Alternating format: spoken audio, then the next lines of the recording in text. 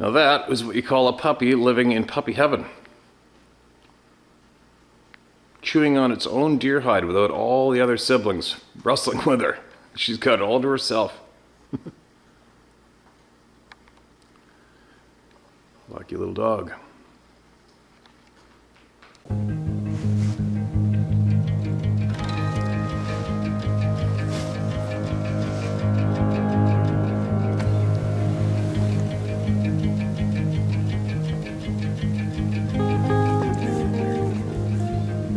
Huh?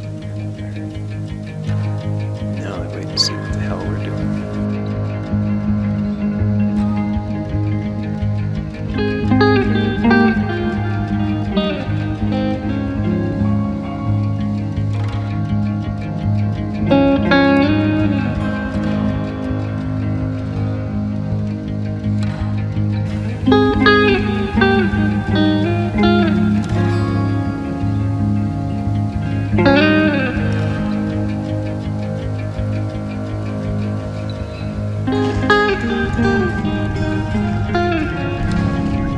Slide right up.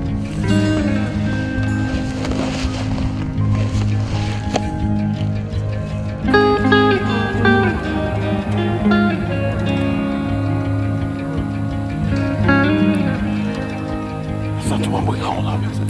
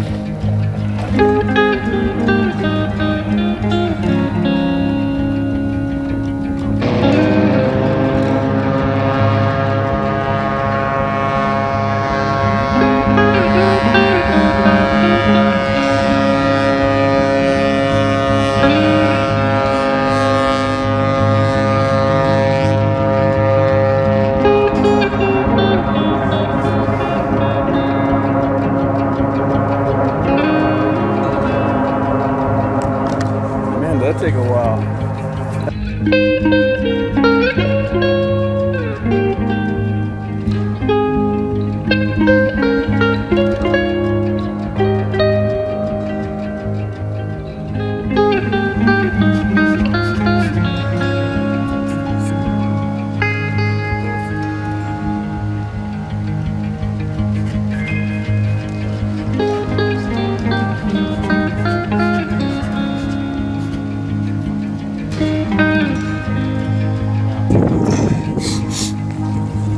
And this is how you come down.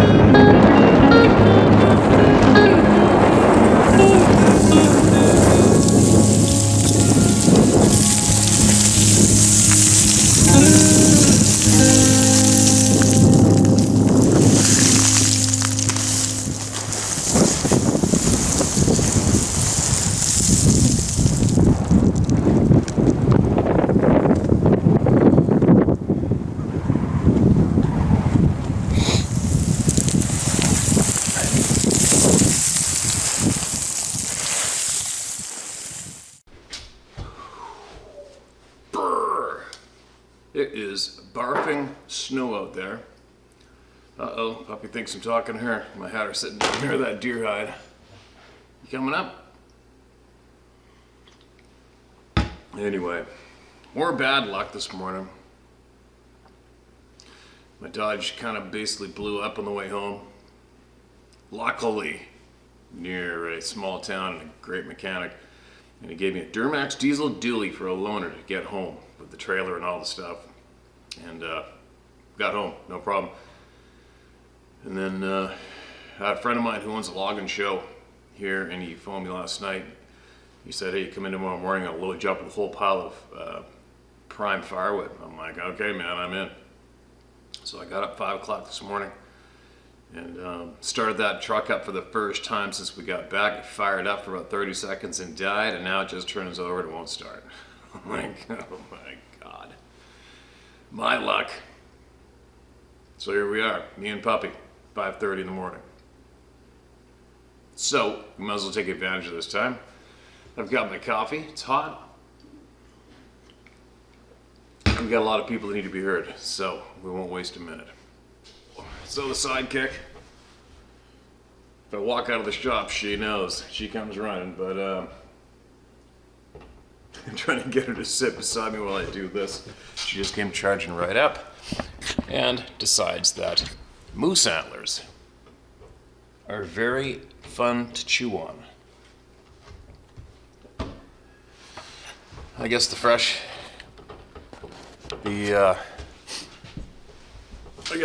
deer skulls aren't good enough. Maybe she wants to chew on everything, whatever. As long as that keeps her out of trouble. Now, where was I? Man, I still got the sniffles. That was a long go on being sick. There's a lot of people sick right now. It's unfortunate.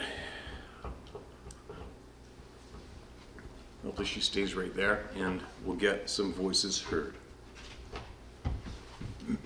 Stories you read brought back memories that have been buried for a lot of years. Steve, hope this finds you well and all of your family. Thank you for what you're doing. I'm doing a resend on this. I sent it back quite a while ago. Just thought I'd try again. And if you get to it, great. If not, at least my story's out there. So I'd written this to you back last March, I believe, and I thought I'd resend it and give it a shot. Plus, there was a little add-on to this that wasn't in the original letter. It's long, and the original is down below. Down below this. But this was an incident that happened up in Alaska. It was back in 1969 or 70, the summer of my father and mother and I took a trip with the motorhome up to Alaska. Wonderful trip, very memorable anyway.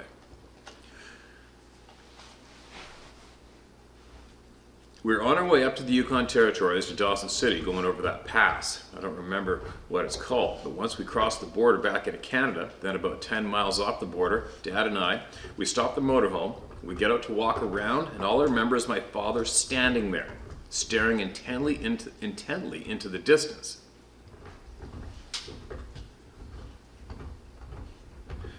There are not a lot of trees up there, and I turned and looked where he was looking, and as I looked up his face, his eyes got bigger, and he pointed, and it was way out there. I couldn't even tell you, but it was such an open area, but there was something very large moving across the slopes that moved very rapidly and just absolutely disappeared. I remember my dad turning and looking at me, and I was kind of looking at him, dumbstruck. He asked me, "Did I see that?" I nodded my head. "Yes," I said. And I remember saying something to the effect, telling Mom and Dad, "Just look at me." Sorry. "Yes," I said. And I remember saying something to the effect, telling Mom and Dad, just looked at me and said, "This is between us, son." And nothing was ever said again. I think he kind of knew that Mom would never believe us, so that's why we never said anything to her. The unfortunate thing is he passed away. Actually, it was about 2 years later. So I never had a chance to talk with him about it. I always wanted to, but that's how life goes sometimes. Steve, anyway, my letter below is the one that I previously sent, so it's a long one too. This is probably going to be a book by the time we get done. But I love listening to you and hearing the stories from everyone. We have to quit being silent. We have to start fighting for what we believe in and stop being afraid. Life's too short. Anyway, keep up the fight, Steve, and God bless you and your family. And I love that picture of that little pup you're going to be getting. Is it a Caucasian Shepherd? Beautiful dog. Great work. Like I said, keep it up. And if and when the battle does come, I'll be there. Take care, brother, and God bless Lloyd. Okay, man, thanks for that. I'm going to get to the rest of it in a couple of slurps of coffee. A little alligator dog has moved on to the bison skull now. All right. Say hello to everybody again. See how much you've grown in 24 hours. Okay? How about this delicious elk bone? Why don't you chew on that instead of everything in the shop? Here, put it down there. There you go. You got that? There we go. All right. Hopefully she sits tight, stays out of trouble. Now, here we go on to the next part. Hi Steve, first of all I'd like to say how happy I am that I found your channel. It has helped me to bring back some memories back into my mind, or should I say clicked in my mind.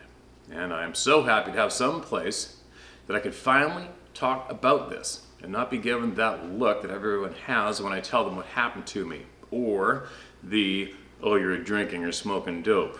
Yeah, well, I was very straight that night.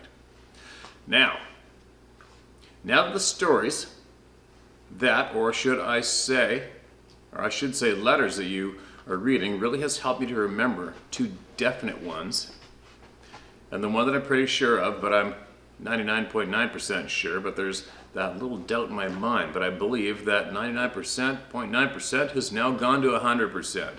All right, man. And you can say my name, my first name I should say, and it's Lloyd. Steve, I've always been a firm believer in the people of the woods. I became fascinated with them when I was much younger, back in the early 70s. I'm 63 now. I guess I might have been a little earlier. Than that, but that was when I would get a lot of different books in the subject of Bigfoot. And all those stories just fascinated me. The chance encounters. The times that men were trapped in their cabins and something was trying to get rid of them. I read every book I could get a hold of and learned as much as I could. And when that movie came out, the Boggy Creek movie, I absolutely fell in love with it. As a matter of fact, I bought a digital copy of it so I could always go back and watch it. Anyway, kind of strength in the subject, so here it goes. I had a dog kennel out in the Black Hills back in the mid to late 80s, and I lived on a ranch that was about 20 miles out of Custer, South Dakota. That week I had just come back from a visit from the eastern part of the state where I'm originally from, which is South Dakota. It was one of the free states during the big COVID BS. And I was driving back to the place late one night in this car I'd gotten from back east. There were some issues with it, but it ran okay. Well, up until that night, this had to be probably in the fall of '88, if my memory serves me right. Anyway, on this night I was driving home. It had been a full moon, and during full moons it is just beautiful driving through the Black Hills. A lot of times it's so bright you can even shut your headlights off and drive, and I used to do that.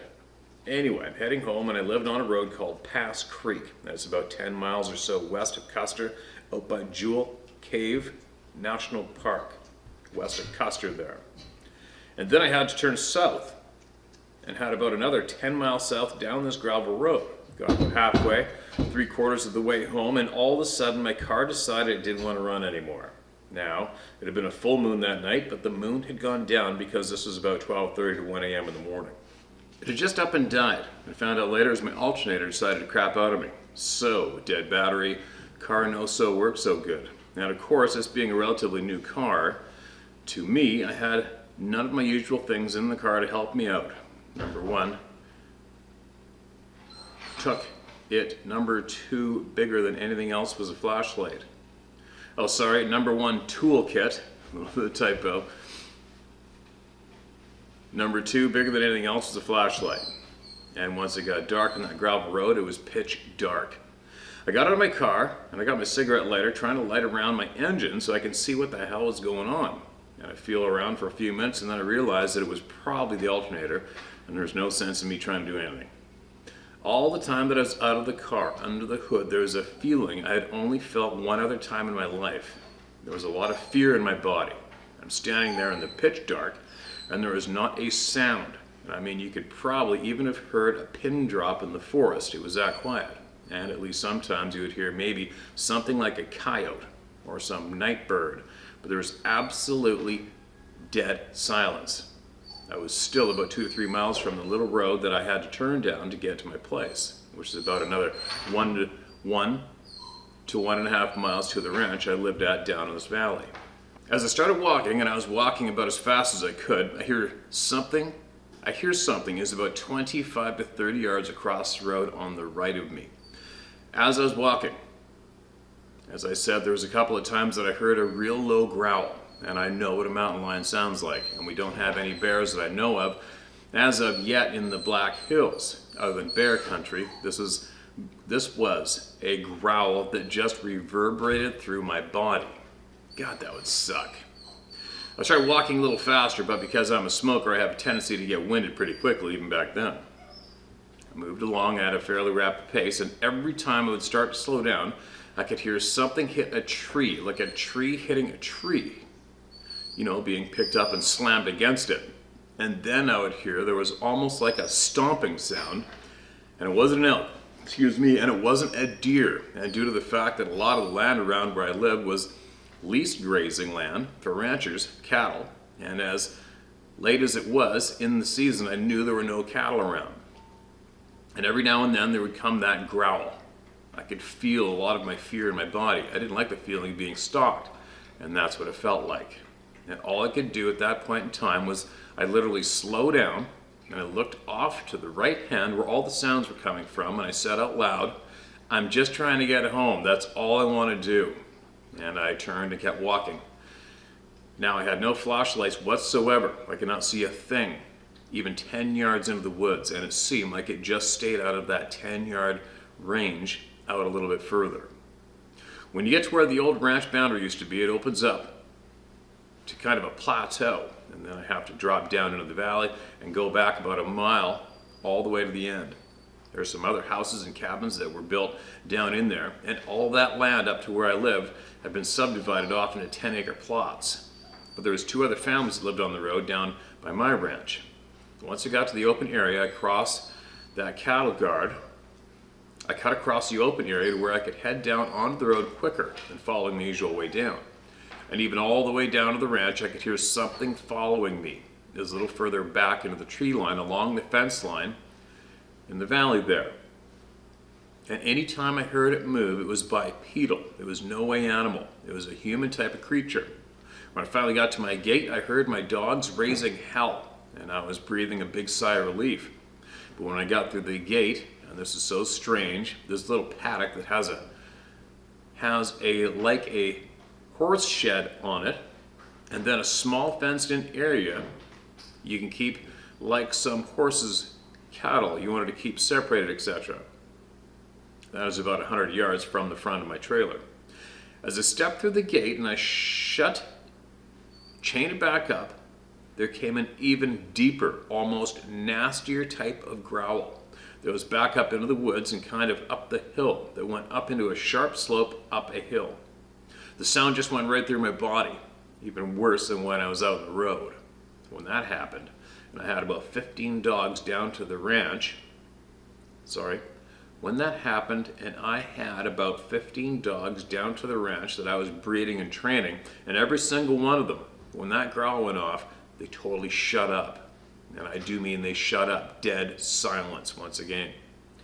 I headed up toward the house, and as I got up there, one of my better dogs that was out in the front yard came running out to me. And when it got to me, all she could do was look behind us towards where the noise came from. She is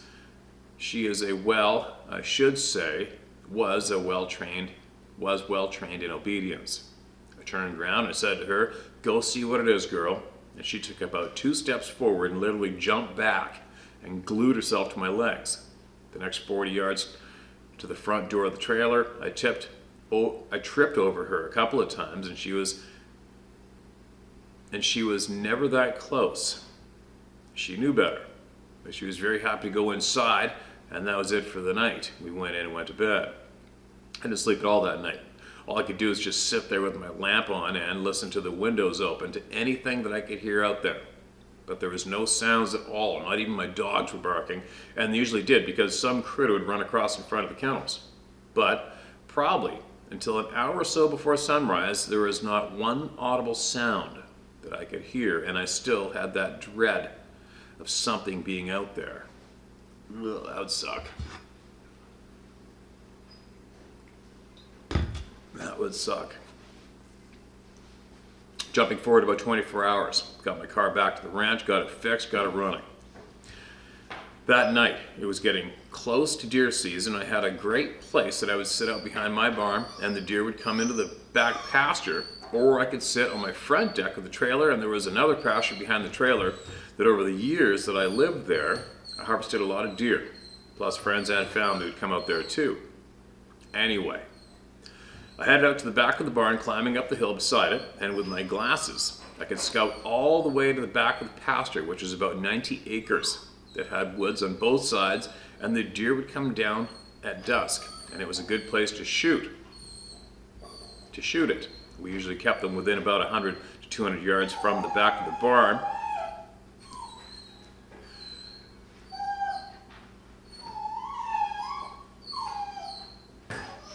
I wonder what she's singing to me. Life is so bad in her crate.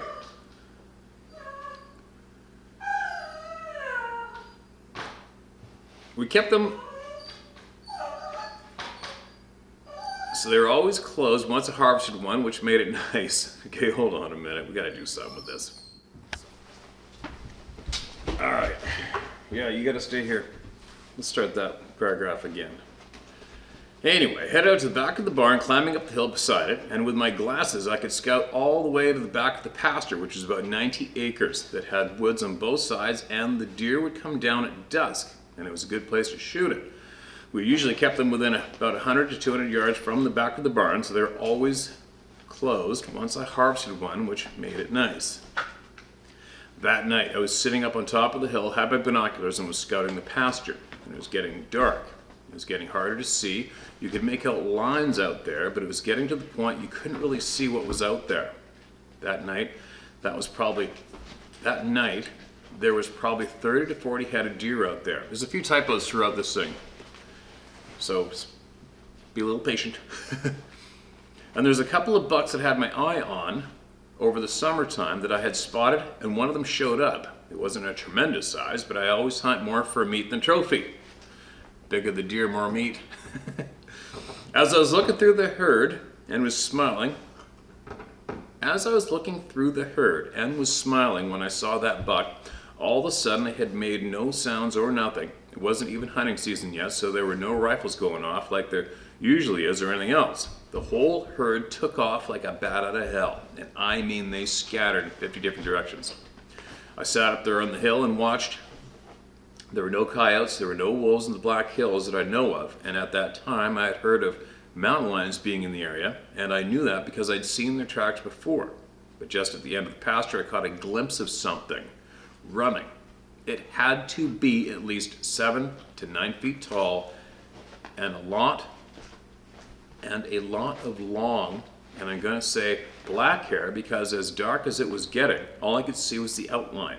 But I could see, as it ran past me, he was just inside of the tree line on the other side of the fence of the property, and I could just barely catch him as he went across there, heading in the direction of where a lot of deer went. It wasn't no more than 3 seconds and he was gone. That's how fast he moved. The next day I was out there and went to the place where I saw it run across, and the one pine tree that it went by, the top of its head, I couldn't even reach the branches. I'm only 5'4" anyway. I sat there for a long time trying to wrap my brain around what I just saw, and I did the next day make the mistake of bringing it up to some relatives and a friend of mine. All I got was a strange looks and remarks that fortunately I don't remember because they were not nice. Like I said, I've seen bears walk on 2 legs, but this is no bear. And even a bear walking on 2 legs did not move as fast as this thing did, and the strides it took was incredible. I now believe it was probably the same one that was following me all the way home that night. I talked to some others in the same conversation in the town, and there was some that were very skeptical, and there were others, from the way I could tell, they knew what I was talking about, but they're too afraid to say anything. It's a shame that we cannot speak out about being... It is a shame that we cannot speak out without being ridiculed, but that's the way our world is nowadays. Say the wrong thing, make a mistake, and by God, they'll make you pay for it. Only if you let them. Crazy little dog. I found your channel about a month ago, maybe, and have been going through have been going through yet little by little, and I'm happy to have the place that I can tell my story to that others can relate to, and that hopefully will open up memories for others to speak out and not be afraid to. Just to let you know, I continue living down on that ranch for another 4 to 5 years, and I continue going out into the woods and hunt, and I also would go out and pant for gold at some of the streams. And to be very honest with you, there were a lot of times being by myself, and I enjoyed the time by myself, but there were a lot of times that I knew I was not alone. It wasn't just a, well, maybe I shouldn't be here. There was always a strong sense of, I should not be there, and I'm watching you. But I never let it drive me from what I enjoy doing. Sometimes I'd even say out loud when I was out riding my four-wheeler out in the middle of the woods, get that feeling. And sometimes I'd even say out loud, hey, I'm just passing through. Be nice to me. I promise you I'm not going to hurt you. Never had any trouble after that. I live in the eastern part of the state now, and I wish I was living back out there in the Black Hills. I miss my mountains. But you, Steve, really live in some beautiful country. I'm really envious of you. Forgive me, God, I know I shouldn't be, but from the videos that I've seen of yours, you're truly in God's land. Or should I say, that's my Garden of Eden. Anyway, I know it's been long, and I want to thank you for the website, or the channel, I should say. I enjoy hearing what others have to say. God bless you, Steve, and may He always keep you and your family in His loving arms, protected and safe. God bless. Thanks again for doing a wonderful thing. This is my prayers. Wonderful thing like this. My prayers are with you. Take care. I do have another story, but that will be for another time. And this one happened up in Alaska. Once again, thank you for your time and all your efforts, Lloyd. Lloyd, thank you for your time, man. That took a lot of your time, which is worth gold, to type that out and send it out to all the people through me. So we appreciate you and your time, all right? And this place is nothing without people like you. Crazy dog. And again, I guess the story that he mentioned in the end about Alaska, that was the one that he opened up with on this emailed into us. But anyway, there's nothing extraordinary about that experience, those experiences, when it comes down to being compared to what hundreds of people have written into us. Similar, almost identical. The sounds going through your body, being paced, growled at. On and on and on, right? Thankfully, whatever this was left you alone. But it seems to be most of the people get left alone anyway, for the most part, from these beings, maybe not some other ones, right? It's a crazy world we're living in. So much going on. I'm trying to stay away from the internet right now because I get nonstop people are sending me stuff for me to be aware of and try to share with you, and it's various topics, and 100% of them piss me off, as they should you. But anyway, I'm going to keep on track, keep my rants down to hopefully a nothing right now. What was that crunch? Well, the snow's still piling up out there. It's still pitch black out. Let's get some more voices heard. Hi Steve, how's it going? I hope all's well. I've been listening for over a year now, and I have an answer, and now have an answer that always gave me pause. I'm from Ohio, and I have family that lives in Clarksville, Ohio, really close to Cowan Lake. I'd go to visit in the summers and stay a few months at a time. Plus, we'd go other times for family events. Their house is over 100 acres with a small pond about a mile from the house. When I was there, I would love to walk to the pond and fish because it had some nice bass. Plus, I lost the biggest fish ever in that pond. Me being around 11 or 12, I had no idea about Sasquatch or anything like that. I was just a kid from the city. A few times, some very strange things happened to me I could not figure out until I've been listening to the stories. First strange thing that happened to me was me and my cousin Scotty was fishing. I was on one side of the pond and he was on the other. On the sides, there were acres of woods all around the pond on 3 sides, and the side we would walk from the house was cleared so you could see the pond from the homestead. I thought my cousin was messing with me, throwing rocks about the size of a golf ball, and they would land right where my bobber was.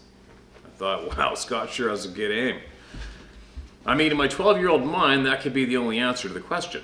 And I got the feeling of fear I've never to this day have experienced. I remember it like it was yesterday. And I took off to the other side of the pond where Scott was and didn't have any reason to be so scared. But I blew it off until I told Scott I didn't catch anything because he kept throwing rocks at me. He said he didn't throw any rocks. I thought he was just lying and blew it off. The next strange thing that happened was the same summer. I'd gotten up early to go fishing by myself because Scotty didn't want to go because he lived there full time and just didn't love it as much as I did, so I'd go alone. On one side of the pond, there's a shallow part that you could see the bottom for 20 yards or so when the water was down. When I went over to that part of the pond, there were what looked like to me someone took a railroad tie, them large pieces of wood, and made holes about 3 foot deep in a straight line about 3 yards apart from one part of the pond to the other. I again was confused because there's no way anyone could do that. There's no railroad tracks anywhere near that place, and who would cut down a tree to make holes? That bothered me for years. I told Scotty and he went with me to see them, and he had no clue other that someone trapping. But what was they trapping? And it's private property, and my uncle was not nice to people on his land hunting without permission, so I didn't think that made any sense. I never for a minute thought it was Bigfoot or any animal. I was just without a clue. Thinking back, I can remember hearing whistling coming from something I thought was a bird. The thing is, I've yet to hear that sound again until I've become interested in the topic. Several times I remember going to the pond to swim or fish and smelt the worst smell ever, and my aunt would just say something was probably dead in the area, so I didn't give it a second thought, although I never seen anything dead. I remember every time I smelled that smell, the fear would come, and I would be watching my back so much I couldn't enjoy the fishing, so I would leave. I believed that the holes were made by a Sasquatch that had walked across, and they left them. The sounds were them also, I believe. The rocks too, and the fear. Many times I remember the woods being silent, but I didn't have any reference to the cause. I'm glad I was just a kid that didn't have a clue. I know they're there now. I never seen them, and I'm glad I didn't. I just thought I would get that off my chest after 40 years. God bless you and your family. Jimmy. You can use my name. I don't care what people think of me. I'm not a people pleaser. And neither am I, Jimmy. All right, thanks for that email, man. I'm glad it helped put something to rest. I'm glad you finally got it off your chest after 40 years. How many people have we heard say that same statement? Okay, listen, you little fur bag. Come here. Come here. What are we going to do with you, huh? What are we going to do with you? Oh, put you on a little leash. You don't want to be tied up beside me. You don't want to sit down and sit still. I put you in your little crate and you start whining and making me feel guilty. All right, we're going to put you in a crate and ignore you while we get all these important voices heard, right? There's a little light bulb glow light that Sarah got for her if she ever gets out in the dark. Tough to see in the dark, this little black fur ball. But anyway, I know. There's so many interesting things on this planet and you're brand new to it. Okay? Huh? Goofy little thing. Okay, I'm going to put you in your crate while I get some more voices heard. All right? Because you're just a little bit much right now. It's another brand new day in your life, and there's so much for you to see and chew on. All right? You little goofball. All right. A couple emails with a little bit of lack of punctuation, comboed with my little distraction, is making this morning not that smooth. Well, not every morning's going to be perfect, right? Excuse me. Let's get somebody else heard. This looks like a fairly lengthy one, but it's not quite light out yet. Now, this is titled My Experience. Hi Steve, my name is Devin Parrish, and I don't give a shit if you use my name. I've got nothing to hide. I got turned on to your channel in the spring of 2020 and watched it daily. Growing up, I had heard my dad and a few of my uncles talk about their experiences with the unknown. So you could say I've known from a young age that the world is not what the schools teach here. Growing up, I could spend as much time as I could in the mountains hunting and fishing, and still do to this day. I joined the Marines in 2017 and ended up getting out as a corporal in 2021 due to the vaccine mandate. The bastards even threatened me with brig time if I continued to refuse the vaccine. That's some shit. Now, on to my experience. October 2014 or 50, and I can't remember the exact year, I was hunting with my dad on the Slide Mountain in between Craig and Hayden, Colorado. It was our final day to hunt and just happened to try a new spot. We had almost reached the top of the mountain when I heard what appeared to be rocks getting clicked together in a rhythm from the other side of a small grove of aspens. Now the sound was very defined. It didn't sound like rocks tumbling down the side of the mountain, and it wasn't the sound of hooves. After being a ranch manager for a while, I know what hooves on rocks or grass sounds like. July 2017, I was camping on the northern end of the Bighorn Mountain Range in Wyoming, and this is where most of my experiences took place. I decided to stay up all night for some unknown reason. When about 0200 in the morning, I heard what appeared to be two different creatures trying to mimic an elk bugle. The tone on the sound was much deeper than what should be a typical bugle sound from one ridge to another. I didn't think much of it at the time until I went on another camping trip about a month and a half later that ended up being in the middle of the elk rut, and hearing all the bugling then made me realize that the two sounds were completely different. June 2022, my fiance and I decided to try and find a new fishing spot closer to where we live and more remote. So we decided to head up a drainage outside the town we live in called Grass Creek, and after hitting the final Y in the road before going into the Shoshone National Forest land, I happened to look off to the left-hand side of the road and down the embankment. There was something that caught my eye. It was an animal hide, but nobody around it. So I got out to investigate and found that it was a wolf pelt that had been ripped off the animal carcass. Steve, there was no head, tail, or legs, just the back portion of the hide, and one could tell that it had not been cut off due to the fact that there were no clean cut marks on it. I personally believe a Sasquatch did that, but none of my coworkers says that it was a grizzly. But one of my coworkers says that it was a grizzly. I don't quite believe that.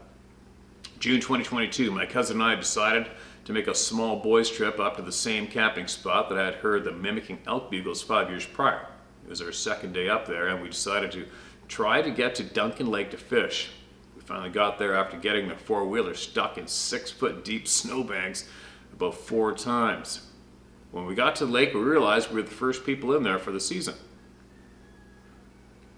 On our trip around the lake to get to our favorite fishing spot, we kept seeing a random wolf print every 10 or 15 feet in 3-foot deep snow. There were no melted spots in the snow for other prints to be. Another weird thing that was seen was about 10 feet up the shoreline would be multiple trout that had a single bite taken out of each one. Later that evening, we were in the middle of cooking up dinner at about 7:30 or 8 at night when we heard something scream from one ridge to another ridge and get a response. This happened about 3 more times within a matter of 5 minutes. With that, we decided to pack up and leave. One small problem was that our truck's battery had died. Oh no. After finding ourselves in that unfortunate situation we were in now, we decided to walk the 500 yards to the next camp spot to see if they could help us jump the truck. As soon as we got into the middle of the meadow, there was one more scream, but this one was different. It felt as if it was directed at us personally. We both spun around, pistols drawn, and we hurried along to get assistance. We finally got help and packed up camp in the dark as quickly as possible. July 2022, I decided to make a day trip to the same location in the northern Bighorns to see my grandpa, who was camping in the same location as 2 of my other experiences. After driving some of the trails with my grandpa and my fiance, I decided to drop my grandpa off at the camper and head to Duncan Lake to show my fiance the lake. As my fiance and I got down to Duncan Lake, everything seemed normal at the time, but that changed rather quickly.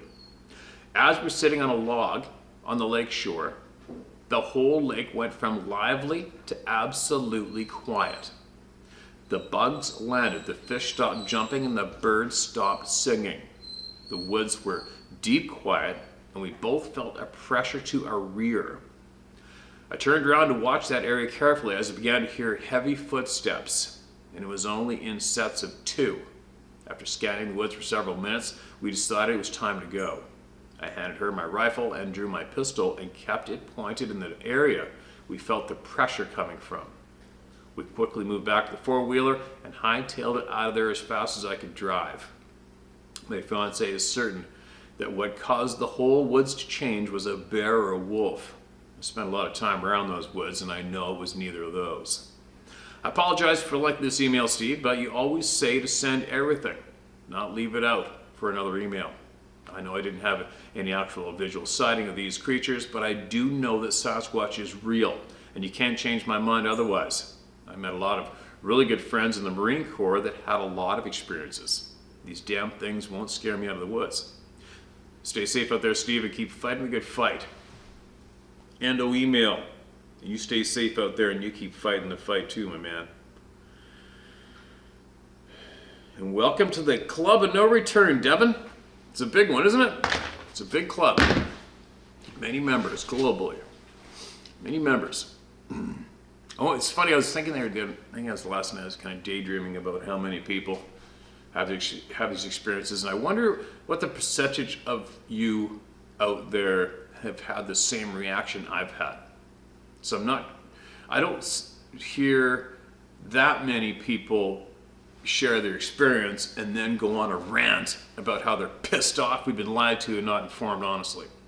I know, obviously, I do that a lot, and that's a lot of my motivation, but we don't normally hear too many other people who experience these things voice their anger at that fact that goes along with it, that they're pissed that we're not taught the truth, right? I wonder why that is. I wonder why, but it cracks open a lot, you know. There's not that many of us, but enough of us. Once you start digging and diving and wondering why, it cracks open many other truths. It just creates nonstop questions and frustration of how our lives have been affected by some dark sons of bitches out there. There's no bird flying around the shop now. But anyway, I'll stop there before I go on my usual rant about being frustrated with the pricks. Something needs to be done, I'll tell you what, especially up here in communist Canada. Just a couple quick little tidbits. How's that sound? Because right now, currently, the government, our tyrant, who is terrified of the people.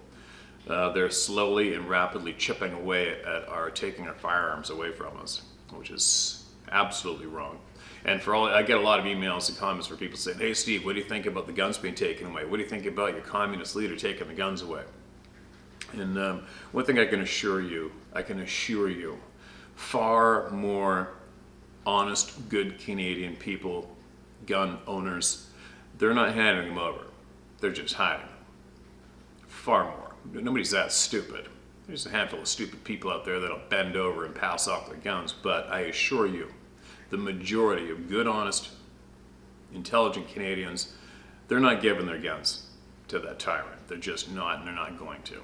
They're going to hide them, and that's all there is to it, obviously. Another thing, too, is that in our country right now currently is the communist China has set up what's being called Chinese police forces in Canada. It's very real. It's not a conspiracy theory. It's very alarming.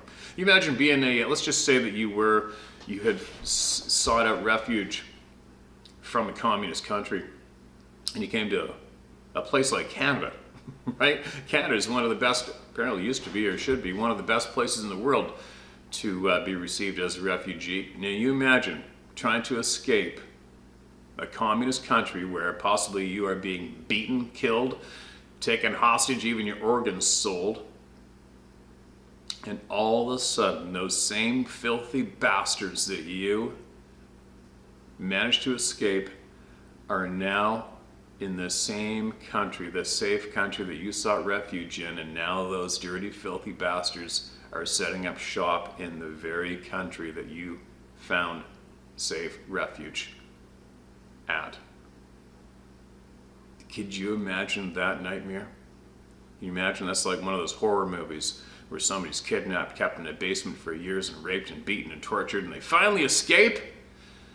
They find a police officer and the cop turns around and takes them right back to that house and gives them back to their captor. That's actually going on in Canada right now, you guys. It's going on today here in this country. Communist China has people here. They're calling police officers. Who knows who the F they really are. Obviously, more than likely military, without a doubt. And they are here in my country. Isn't that amazing? Anyway, I know that's completely off topic, but it's going on right now and it's really been brought to my attention a lot, as I obviously had heard about that quite a while earlier. But right now there's various news sources that I trust that have looked into it and they're reporting on it. And they're going to these so-called Chinese police stations in Canada to show the people what's up. How freaking alarming is that? I could not imagine the terror in the souls of some of the Chinese refugees that may have escaped that pitiful country. They came here for safety, and now those same evil, filthy bastards are here, possibly with guns in their hips and handcuffs. And who knows what they do in the night, right? Who knows? This place is absolutely going for, it's just turning into an absolute shit show. So anyways, I'll close on with a word to my fellow Canadians. Don't ever give up your firearms, ever. Do not give them up. If anything, acquire more. And hide them, and keep your zipper shut, and don't give it up. Do not give it up. Don't give anything up. That goes for everybody too on the planet listening to this right now. Do not give up your freedoms, your rights, even though they're being taken away. You just can't. You can't. Anyway, that was my second coffee. Babbling. It's almost 7 o'clock. And I'm going to get up and get at him. Get at her. And I just might come back and sit down relaxed and see if I can't get a whole pile of voices heard again today, and start getting caught up in a lot of things around here. The hats. I know a lot of people emailing about the hats. Oh, we still got to get that organized too, and hopefully I'll get that done in the next week, on top of all of my other shit. Oh boy, here we go. Talk to you guys shortly.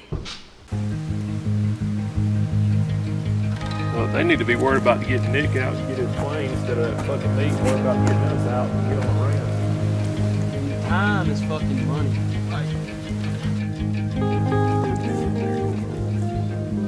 Huh? Now I wait to see what the hell we're doing.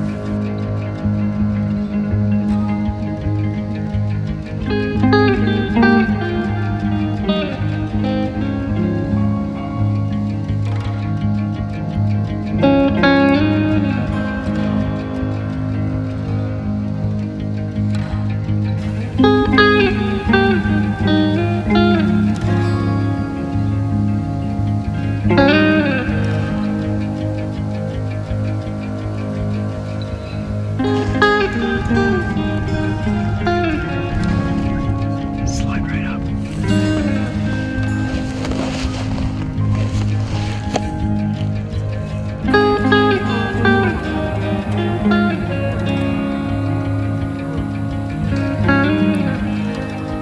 It's not the one we called up, is it?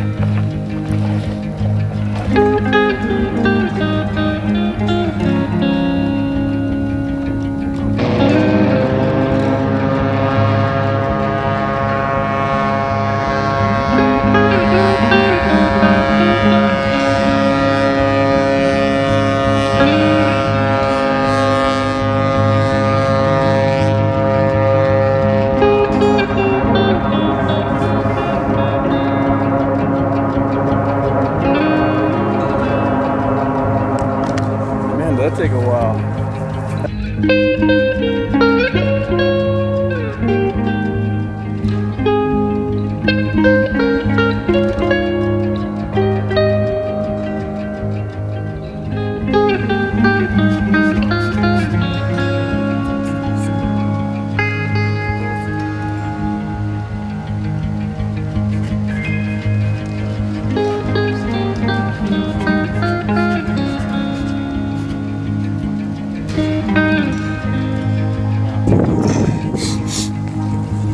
And this is how you come down.